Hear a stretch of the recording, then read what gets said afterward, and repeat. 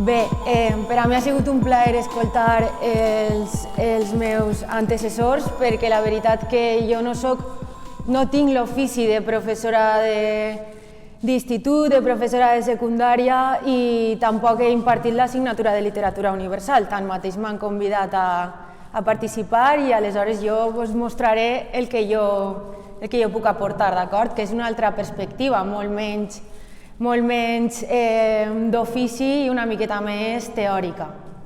M'escolteu bé? Em sentiu bé? Sí? D'acord. He titulat la comunicació, Estelles i la poesia a les aules.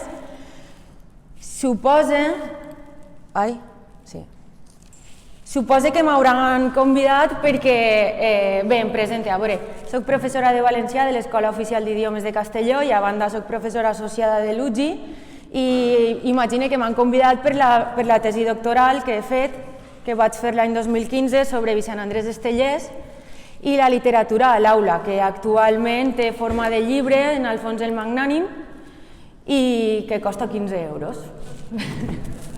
Perdoneu per la promoció. Bé, aleshores, jo he estat treballant a Muntó sobre Vicent Andrés Estellés pràcticament des de... vaig estar 5 o 6 anys fent molts treballs sobre aquest poeta i bé, i això és el coneixement literari que tinc.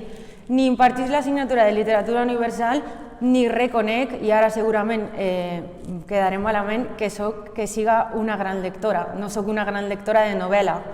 Tinc molts problemes d'atenció i molts problemes de temps i no soc capaç de llegir novel·les senceres, però sí que he trobat en la poesia un camí per poder llegir sense dedicar molt de temps, per poder concentrar poquet de temps l'atenció en un discurs molt condensat que em genera un plaer i que no he de dedicar-li molt de temps a llarg termini a poder-ho llegir.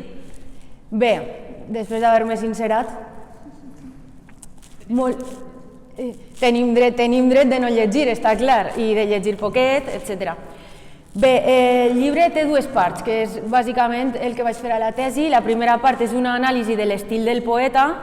Des d'unes tècniques de lingüística de corpus vaig digitalitzar tota l'obra del poeta, que té, com ja sabeu, una obra molt extensa, poètica, i vaig començar a fer cerques automatitzades per a anar construint d'alguna manera el que era l'estil de Vicent Andrés Estellés, a partir d'uns estudis que ja s'havien fet, però no des d'un estudi automatitzat, sinó Ferran Carbó, Vicent Salvador, Jordi Oviedo, Mario Aparicio, gent que havia estat investigant d'una altra manera més qualitativa.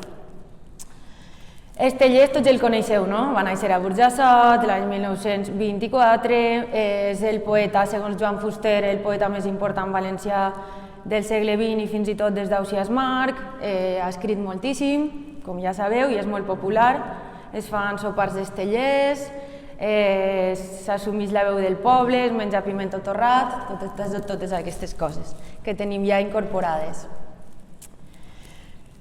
L'obra d'Estellés és, com he dit, molt extensa, no puc ara aturar-me en aquesta part, aquesta la passaré molt ràpid i aniré més a les aplicacions didàctiques, però bàsicament es divideix en 4 parts. Els anys 50 és una poesia més simbolista, sobretot amb Ciutat a cau d'orella i la nit. Després tenim el boom estellesià, que apareix amb la publicació del llibre de Meravelles l'any 1971, i ja a poc Estellés veu que té èxit i diu, d'acord, vull ser la veu del poble i escriure el mural del País Valencià, i passa més d'una veu autobiogràfica a una veu valencianista. Bé, punts de partida des del meu punt de vista per a una miqueta utilitzar com a professors de valencià la literatura a l'aula. Cal conèixer bé un autor o una autora. Està clar que no podem conèixer tots els autors o totes les autores, però sí que podem accedir a algunes obres fetes d'una manera més extensa i anar un poc informant-nos sobre els autors realment quin estil tenen i què fan. En el meu cas, Estellés sí que en aquest llibre explica d'una manera molt sintètica el seu estil i crec que pot ser una guia bastant útil per a un professor de secundària que vulgui preparar un autor com és Estellés. Bé, Aleshores, cal trobar nexes d'unió o d'empatia amb els textos o l'autor i els alumnes. Ja veurem algunes propostes didàctiques que he aplicat també en secundària i a veure si són efectives o no. Després, cal treballar més enllà de la biografia del personatge. Ja sabeu que els llibres de text parteixen molt del que és la vida dels escriptors, però realment el que és important dels escriptors no és la seva vida, sinó els seus textos i sobretot com aquests textos han quallat en una societat i han ajudat un poc, han deixat una petja i han ajudat a construir la identitat d'aquesta societat o simplement la qualitat dels seus textos, no si eren d'una manera o d'una altra físicament o què van fer en la seva vida. Coneixem casos d'autors i autores, grans escriptors que com a persones eren nefastos. Bé, després, també és important aprofitar cançons, pel·lícules i qualsevol cosa que pugui contribuir a un aprenentatge significatiu. Actualment ja sabeu que tenim un important dèficit d'atenció, tenim unes noves literacitats, unes noves maneres de pensar i el format llibre de 200 pàgines per a un cervell mil·lenista o generació X no és el més atractiu. Bé, després també volia fer una xicoteta proposta de lingüística de corpus per aplicar a l'aula, no vos espanteu, ara veureu el que propose. I bàsicament, quina relació té tot això amb la literatura universal? Doncs que Estellés és el nostre autor més universal i com arriba a aquest universal? A partir d'allò més quotidià. Realment, allò més universal de les persones és allò més quotidià. Després, sí, també és important conèixer l'obra d'Estellés perquè d'ella podem extraure de tot, absolutament de tot. Poemes de pràcticament tots els pobles valencians, pràcticament de qualsevol tema i la veritat que ens pot servir per a construir seqüències didàctiques o algunes coses per a fer a l'aula que siguin significatives per als alumnes. I bé, qualsevol pretext és bo per a introduir un autor com Estellés. I sí que he dut a terme, tot el que veureu que apareix al PowerPoint amb aquests rectangles ho podeu trobar a la meva pàgina web, ainamonferrer.com. Tinc una part de recursos didàctics per a aprendre valencià i una altra on està tota la meva investigació. I ahí podeu ampliar qualsevol d'aquests punts que vos interessa, que ara evidentment no tindré temps d'exposar. En base, sobretot, en Estellés, el que he aplicat d'Estellés i després en la meva feina com a professora, que ho soc, però d'Escola Oficial d'Idiomes i d'Universitat de Valencià, que he pogut aplicar de literatura en aquests contextos. Bé, vaig fer una investigació de com apareixia Estellés als llibres de text i, evidentment, la visió que es té d'Estellés en els llibres de text de valencià és molt reduccionista, com cabia esperar, molt centrada en el personatge més que en els seus textos, per començar, i després sempre apareixen representats els mateixos 4 textos. Si te'n vas a llibres de l'ESO, trobaràs la cançó de la Rosa de Paper, del poemari Taula Parada, que és útil perquè té 2 lectures molt clares. És aquell d'ella tenia una rosa de paper, d'un paper vell de diari, d'un diari groc del temps.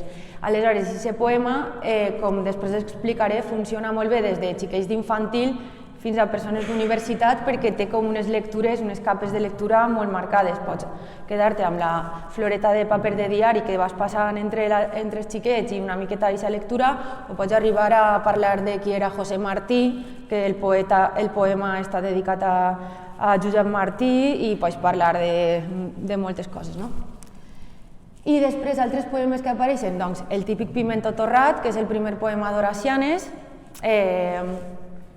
el de res no m'agrada tant com enramar-me d'oli cru el pimentó torrat tallat en tires, que acaba dient cloc els ulls i me'l fot des de dalt, ahí ben col·loquial, ben quotidià, i que funciona molt bé des del punt de vista universal, com ara he intentat demostrar.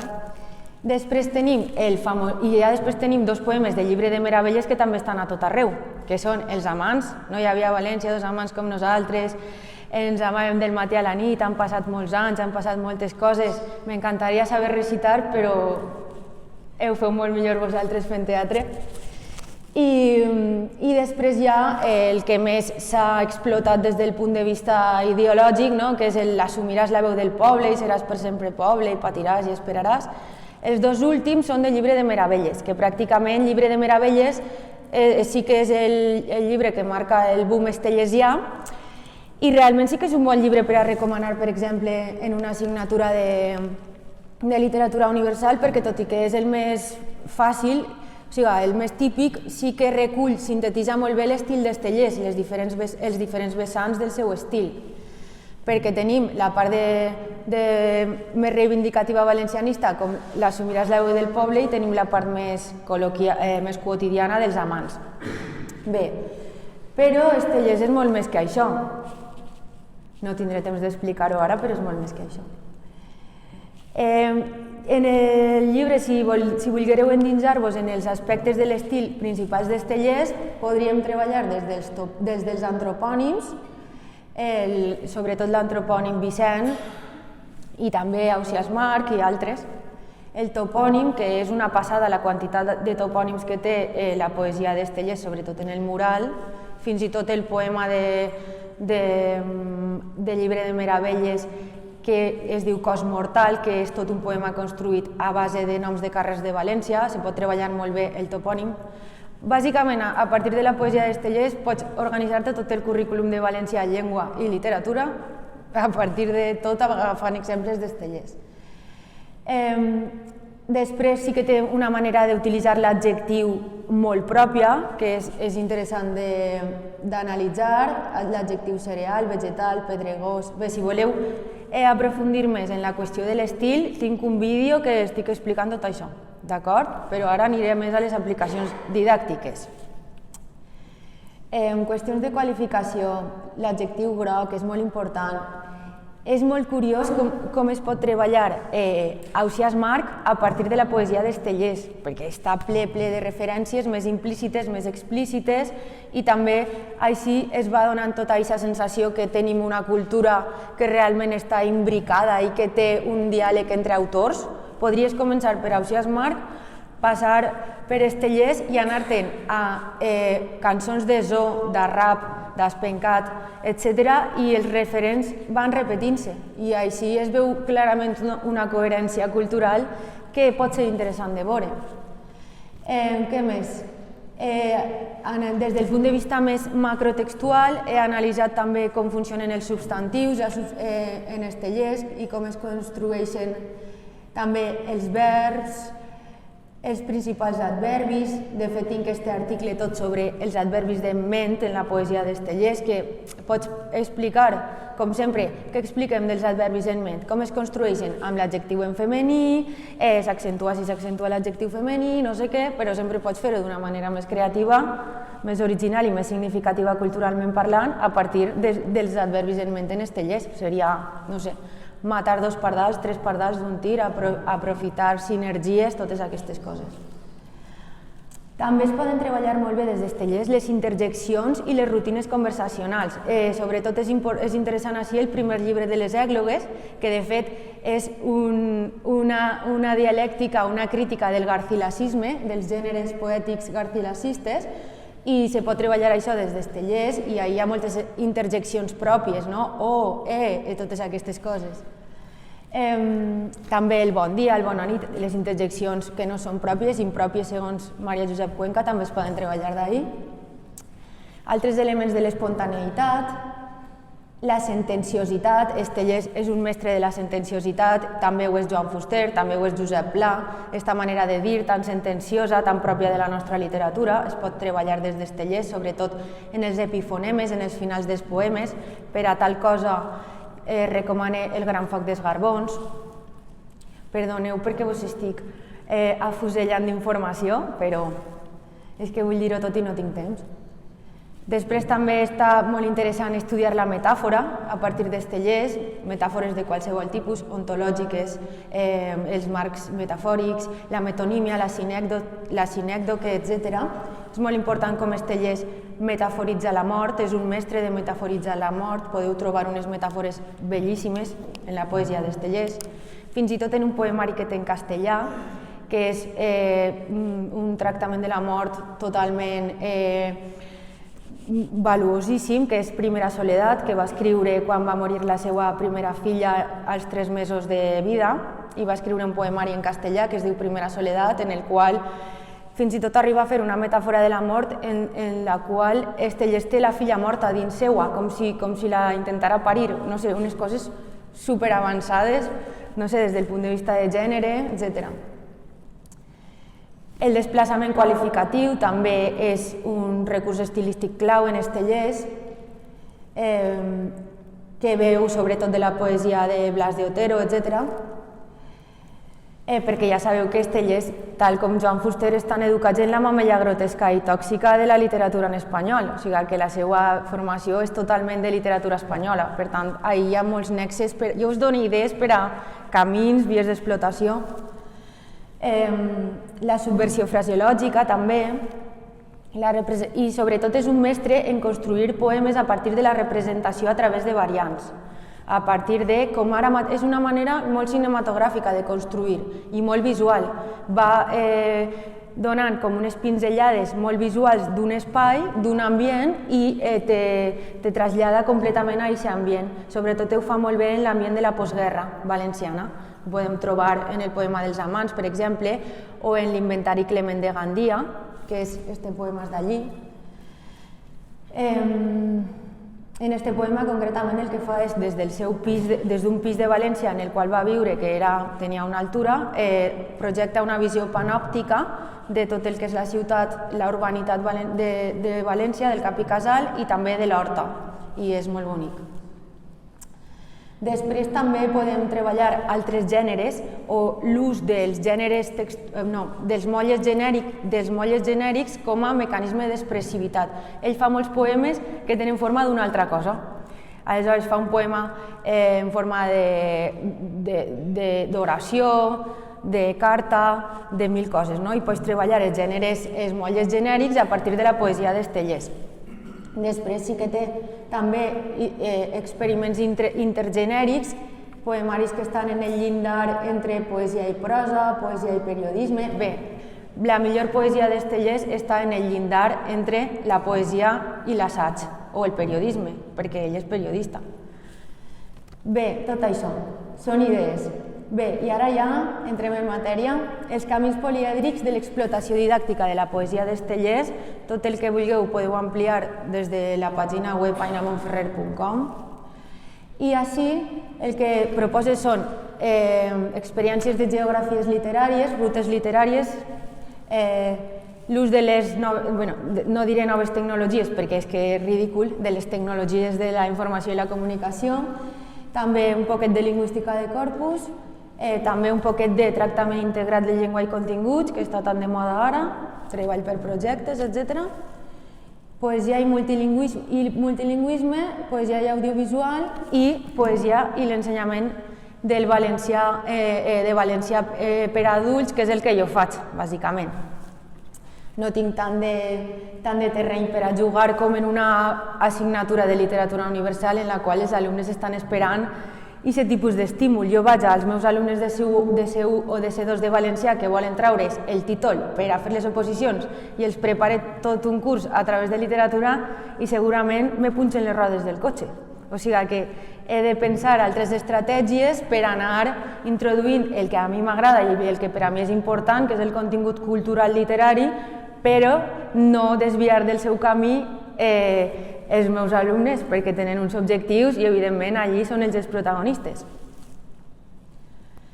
Bé, també jo crec que per a explorar nous camins s'ha de partir sempre de saber el que hi ha, no tot el que hi ha s'ha de rebutjar i ja directament fem coses noves i el que hi ha tot és roïn, no. Bé, jo així sí que he reflexionat sobre l'elaboració de materials didàctics de literatura, participant en l'elaboració. Sabeu que cada any és l'any d'un escriptor valencià i l'Acadèmia Valenciana de la Llengua prepara uns materials didàctics. Jo vaig participar en els de Carles Salvador i ahir sí que vaig poder reflexionar sobre la literatura, com incloure-la en un llibre, en un manual per a treballar-ho. Vaig veure quines limitacions té, quines possibilitats té i no puc ara explicar-ho més, però que vaja, que sí que he analitzat en els llibres de text com està la literatura per a oferir altres coses. No directament he vingut jo així a dir tot nou i tot el que hi ha no val, no. Quant a rutes literàries, en la pàgina web podeu revisar i fins i tot podeu aplicar una ruta literària pel Centre Històric de València a partir del llibre de Meravelles. També tinc una altra ruta literària pel Centre de Castelló a partir de diversos autors, no només Estellés, molts altres autors, a partir de les normes de Castelló, a partir de Manuel Vicent, a partir d'altres autors, fins i tot del llibre dels Fets de Jaume I. També, quan estava fent la tesi i aplicant les meves idees didàctiques, vaig fer una proposta en 3 instituts, un institut de Morella, un institut de Borriana i un institut de Peníscola, en els quals vaig aplicar, vaig fer un treball des de l'interaccionisme sociodiscursiu, des de les seqüències didàctiques. Aleshores havien d'elaborar en cada centre, creàvem un blog i cada alumne havia d'elaborar un poema, cada 2 alumnes en parelles havien de fer una crònica com si Estellés visitara el poble i després ho penjaven en els 3 instituts al blog i s'anaven comentant, alumnes dels diferents centres, s'anaven comentant els textos dels companys. Tot això a partir d'uns textos model, evidentment, sempre que elaboren textos han de tindre textos abans per poder fer el procés de bastida correctament i els textos previs eren textos reals de poemes d'Estellés sobre aquests pobles concrets i també sobre cròniques de quan havia anat Estellés en els anys 80, en els anys 70, a aquests pobles a fer els seus recitals, les seues xerrades. Una altra proposta, tinc també, si voleu consultar-ho, no sé com vaig de temps, 10, d'acord. Bé, si voleu consultar-ho, tinc al web i aplicar-ho per descomptat. Tot això és gratuït, La majoria de coses del llibre estan gratuïtes al web. No vinc així a vendre-vos res, no guanyaré diners, però bé, sempre fa com vull publicar alguna cosa, sempre, jo què sé. Bé, tinc un webquest que podria vindre molt bé per explicar perquè els alumnes se treballaren de manera autònoma el que és l'obra i les informacions bàsiques sobre Estellés per a selectivitat, per a les PAU. Se ho poden fer autònomament o per parelles i van construint-se un poc, s'acaba amb un mapa conceptual d'obra i vida d'Estellés, que és el bàsic per al comentari de la selectivitat. Després, també tinc una wiki, ja sé que això de les wikis i les caceres del tresor i tot això ja ha passat de moda, però bé, com que ho tinc i crec que pot ser útil, vos ho dic. És un wiki que treballa a partir de la metàfora de la vida com a viatge. La vida com a viatge, l'Odissea, la Divina Comèdia, bàsicament qualsevol cosa, no? És la vida com a viatge. Tinc tota elaborada aquesta proposta didàctica a partir del poema de Cavafis sobre Ítaca i alguns poemes d'Estellés, etc., perquè vaig treballant i vaig entenent aquesta metàfora a partir de textos literaris en català o traduïts al català. Després, també volia parlar un poc de, com ha parlat Anna, la companya, i com és impossible no parlar-ne, de les noves tecnologies com a catalitzadores de possibilitats. A mi m'encanta quan vaig per ahí per les xarxes i trobe GIFs o trobe memes o trobe qualsevol cosa a partir d'Estellés. Me pareix superbonic que s'estiga construint cultura i s'estiguen fent coses, però ja no des de l'acadèmia, sinó tot el món a partir d'Estellés. I a partir d'ahí m'encanta Cale Barraca perquè construeix memes i històries a partir d'Estellés. És com el nostre adoctrinador personal, no? Sant Vicent Ferrer ho era, però ara ja en tenim un altre que és Vicent Andrés Estellés. Per exemple, a propòsit, a propòsit de la polèmica d'aquell jugador que van xiular perquè era de l'extrema dreta i tot allò. Ves que no sé molt de futbol, però això va passar fa poquet. I després m'encanta la conversa que reconstrueix aquest tuit de que mescla la ruta del bacalao amb la Sumiràs la veu del poble, no? No sé si ho pilleu. Sí, no? Es veu, és que està tallat. Després també, això ho podeu veure millor si entreu al web, tinc una anàlisi de l'ús del valencià a Twitter entre els líders d'opinió valencians i anàlisi entre altres perfils, el de Cale Barraca, i ahí podeu trobar molts exemples d'això. Després tinc un altre article publicat l'any passat sobre pragma estilística del hip-hop en valencià. I ahí sí que analitzem molt presències intertextuals culturals, per exemple, Estellés en el hip-hop en valencià actual, ho podeu buscar per si voleu més idees, però bàsicament cita cançons de Zo, de rap, també de Charlie F, etc., que tenen molts referents i sobretot una manera de dir molt estellesiana, una manera de dir molt quotidiana, molt relacionant-se amb una procedència humil, amb un poble molt pla, que bàsicament és el que feia Estellés i que ara s'està tornant a fer des del hip-hop en valencià. Què més? Bé, quant a la lingüística de corpus, no vos espanteu per això, però una pràctica que pense que pot ser útil és agafar, jo ho faig en unes altres ferramentes, però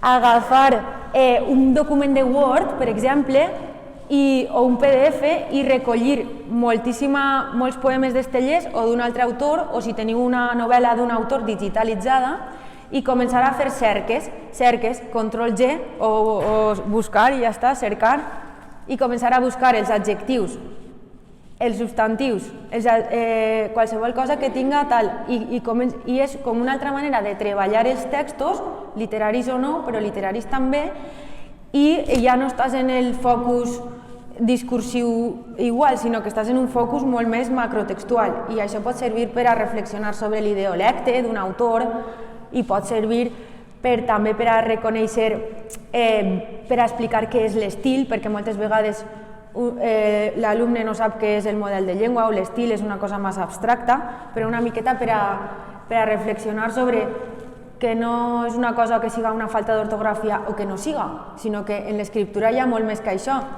i des de l'anàlisi del discurs se pot explicar que hi ha maneres d'escriure que són correctes però que no estan bé. M'enteneu? No sé com explicar-ho, però bé. Teniu una proposta sobre això també a la pàgina. També per a treballar la literatura en altres assignatures vaig agafar La rosa de paper, d'acord, la cançó de La rosa de paper, i la vaig fer dibuixar, i aquest poema el vaig fer dibuixar a xiquets des de 3 anys fins als meus alumnes de primer d'universitat de magisteri. I després, en tots els dibuixos que vaig obtindre, vaig fer una anàlisi semiòtica dels dibuixos, de com havien entès aquests dibuixos, aquest poema, a partir dels dibuixos que havien fet. Tot això ho podeu trobar en un article que està en la revista Articles i que està penjat allà. O agafar qualsevol punt de la geografia valenciana, jo en aquest cas la Serra d'Espadà, per a fer una aplicació, anar al lloc en concret, la Serra d'Espadà, la Serra de Mariola, qualsevol lloc, i agafar poemes d'Estellés i treballar-ho, treballar des de Tilc. Què més?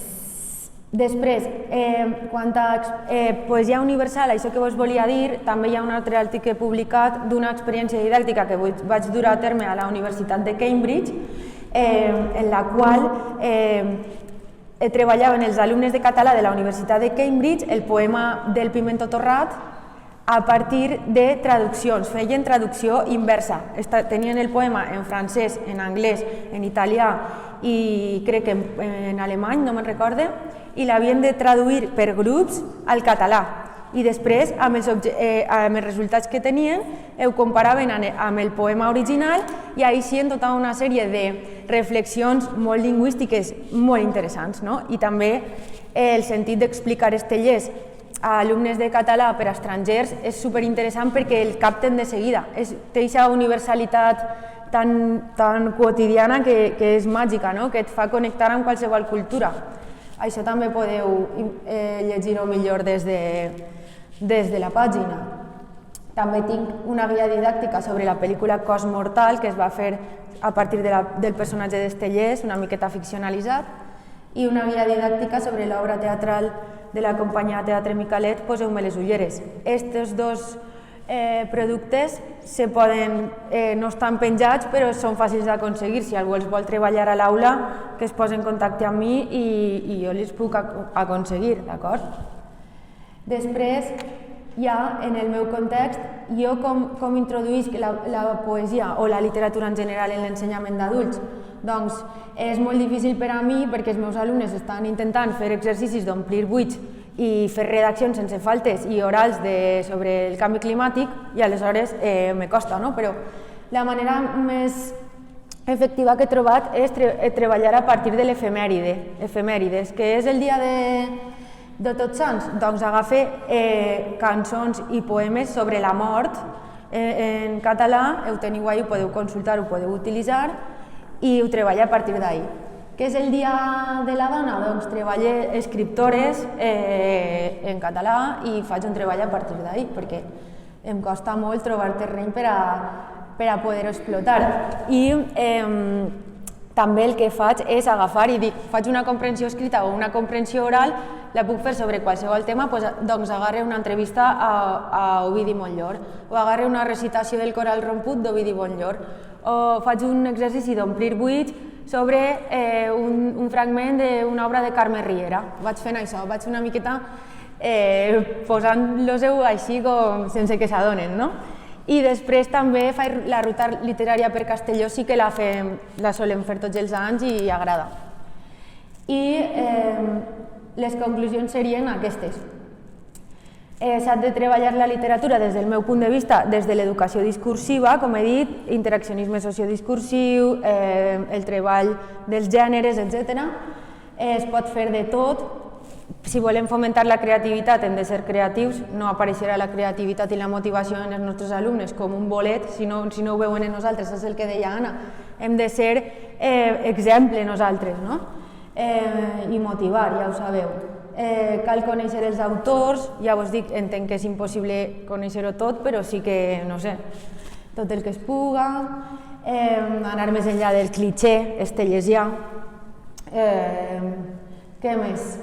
Estellés és el paradigma de l'universal en el local i me pareix superinteressant. Ara estic a muntó centrada en un tema que és el tema de la música i la poesia, perquè estic, bé, és una història molt llarga, però bàsicament pense, per exemple, que si teniu un grup que estiga motivat per això, agafar, per exemple, en YouTube hi ha moltíssimes bases d'accés gratuït de trap, d'acord? T'agafes un poemari d'un autor que siga així de prosa poètica, que pugues anar d'alguna manera rapejant-lo, et poses les bases i pot ser una experiència molt interessant. I per acabar, i això ho teniu també en l'article que vos he dit sobre el hip-hop i la pragma estilística, i per acabar i veure que el cànon diria són els pares, ara que han vingut els reis, no ho sé, després ens ho explicarà millor la professora Helena, però bàsicament crec que el cànon està per a saltar-se'l. I pense que en creativitat qualsevol pretext és bo per a explotar poesia. I acaba amb una anècdota personal i una experiència pròpia, d'acord? Ara vos posaré, i ja, quan posi la cançó que posaré ara, s'ha acabat la ponència, d'acord? Vull dir, la puc posar posada i ja podeu anar a fer el que vulgueu. Però és el que vos vull explicar ara. És una cançó que vos posaré ara, que és meua, que es diu Lawrence Quantic. Per què es diu Lawrence Quantic? Perquè és basada en la banda sonora de Lawrence d'Aràbia i és un poema sobre física quàntica. El poema és meu? No. La física quàntica és el tema principal de la poesia? No. Doncs és un poema que vaig trobar en un poemari que es diu Poesia científica de dos metges, Emili Rodríguez Bernabeu i José Antonio Buil Aina. I és un poema sobre la física quàntica que em va inspirar per a fer una cançó del tipus que vos estic dient que podríeu fer amb els alumnes, allò de posar una base i anar posant damunt qualsevol cosa. No? I per acabar també vull dir que és important treballar este llest o un poema que s'enisca del que és el tema típic de la poesia per a trencar esta barrera que diu que la poesia és una cosa bucòlica, inaccessible, garcilasista, plena de figures simbòliques i que no se pot entendre, sinó que la poesia és qualsevol cosa que tu vulguis dir-li poesia. Aleshores, per acabar, poso la cançó i moltes gràcies per la vostra atenció.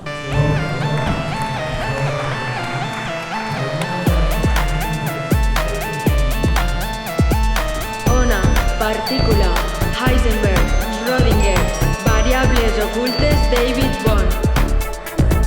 Vàcuum quàntic, en lo res no és res. Efectes no locals, desigualtats de Bell.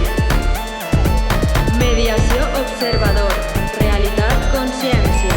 Paradoxa EPR, interpretació de Copenhagen.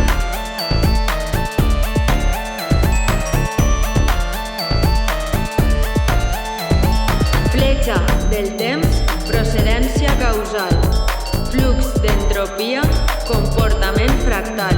Comportament fractal. Comportament fractal. Comportament fractal.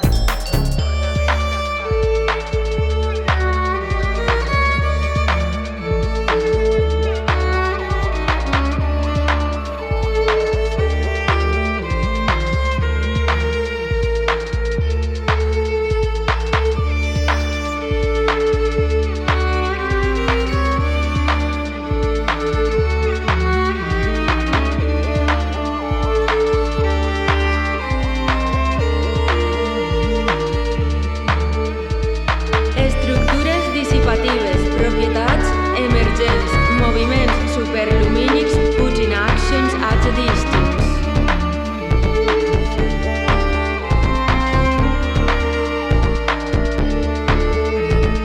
Matèria, antimatèria, cations i leptons.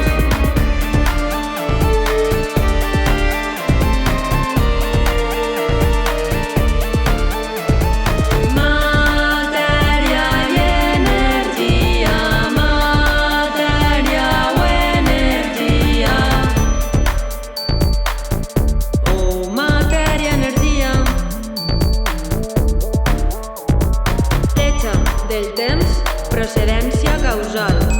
Flux d'entropia, comportament fractal. Comportament fractal.